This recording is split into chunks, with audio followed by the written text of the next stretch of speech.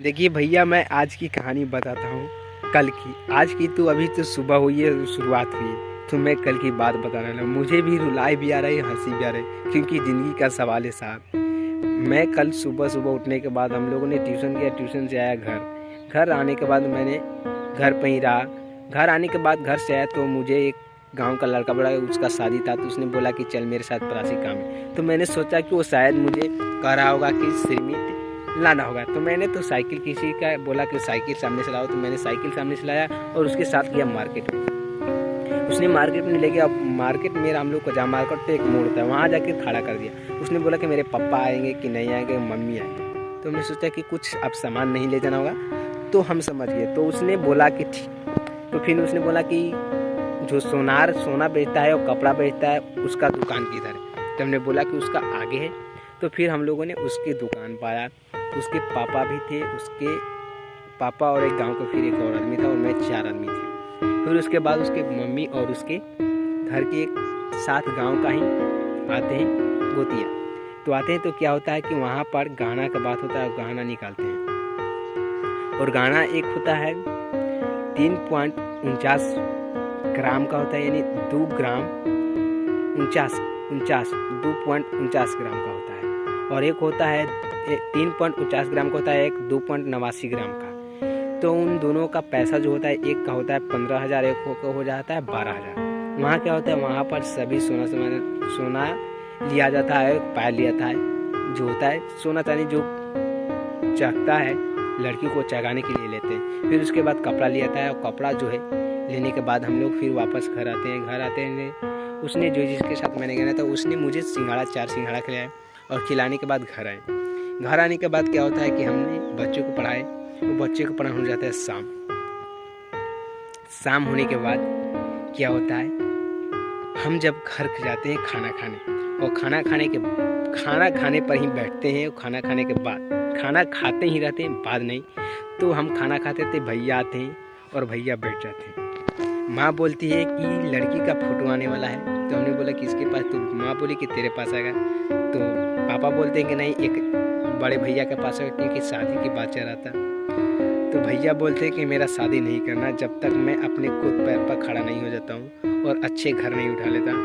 अगर नौकरी लग जाए किसी के, तो नौकरी लगने के बाद घर उठ जाएगा। अगर नौकरी नहीं लगा घर में किसी को, तो 10 साल बाद 10 साल कमाओगे तब जाके घर अच्छी उठेगा, नहीं तो घर नहीं उठेगा। फिर भैया बोलते हैं क्या बोलते हैं, तो अभी बात इंटरेस्ट हो रहा है, क्योंकि यहाँ पर जो बात है बहुत ही गजब बोलते हैं। भैया बोलते हैं कि मेरा शादी नहीं करना है, मुझे जाना है विदेश। कहाँ? माँ चौंक जाती है कि माँ जब भैया बोलते हैं कि मुझे जाना है विदेश, तो माँ चौंक जाती है, क्योंकि हम लोगों ने 5 भाई, और माँ को बहुत ही काम करने में तकलीफ होता है। हम भी शायद सोच लेता हूँ कभी कभी कि शायद मुझे भी शादी कर लेनी चाहिए, लेकिन दुनिया में शादी करने के बाद तकलीफ बहुत होता है, क्योंकि पैसा नहीं है। तो शादी करने के बाद तुम जो है अपने कमाने के लिए, पत्नी के सहारे, पत्नी के लिए कुछ काम कर, पैसा चाहिए, और घर चलाने के लिए पैसा चाहिए। भैया जब बोलते कि मुझे जाना विदेश, तो माँ जो है माँ का दिल टूट जाता है कि मैं कब तक कमाऊंगा, मैं कैसे काम करूंगा, और बहुत ही तकलीफ होता है घर बनाने में। आप समझ सकते हैं माँ का कितना तकलीफ होता है घर बनाने में। फिर क्या होता है कि माँ का दिल तो टूट जाता है। फिर भैया जो है भैया के पास आता है, जो भैया बंगलोर में मेरा काम करते थे, AC कूलर वाला। तो काम पूरा कंप्लीट सीख गए हैं। तो क्या होता है कि जहाँ पर काम करते थे, तो वहाँ पर से आया था फ़ोन कि तुम्हें जाना है विदेश, उस अपना डिटेल देना, आधार कार्ड जो होता है, पासपोर्ट बनाने, वीज़ा बनाने के लिए। तो वीज़ा तो बनवा लिए 2020 में, और बनवा लिए। तो उसके 10 साल का होता है, तो 10 साल तक बनवा लें वीज़ा। तो उसके लिए वीज़ा के क्या होता है कि वीज़ा बनवाने के लिए जो होता है कंप्लीट हो जाता है। वीज़ा बनवाने के लिए उसमें कुछ पैसा भी खर्चा होता है। तो भैया बोलते हैं कि अगर मैं कमाऊँगा तो 1 लाख खर्चा करूँगा तब विदेश जाऊँगा, क्योंकि अभी आया है ऑफ़र आया कंपनी की तरफ से। अगर मैं ऑफ़र कंपनी की तरफ से जाऊँ तो पैसा नहीं लगेगा। अगर मैं खुद से जाता हूँ विदेश में, तो 1 लाख रुपया जमा करने पड़ेगा, तब जाइएगा विदेश। फिर भैया बोलते हैं कि वहाँ पर जाने के बाद शुरुआत में 32,000 पेमेंट मिलेगा। उसके बाद दोबारा में मैं जाऊँगा तो 50,000 या 60,000 मुझे पेमेंट, 50,000 60 नहीं, 42,000 43,000 पेमेंट मिलेगा। फिर भैया बोलते हैं, माँ बोलती है कि मेरे बारे में बोलते हैं कि तुमको ही शादी करनी है। तो मैंने बोला कि मुझे भी नहीं शादी करना है। माँ फिर खिसिया जाती है, माँ का और दिल टूट जाता है।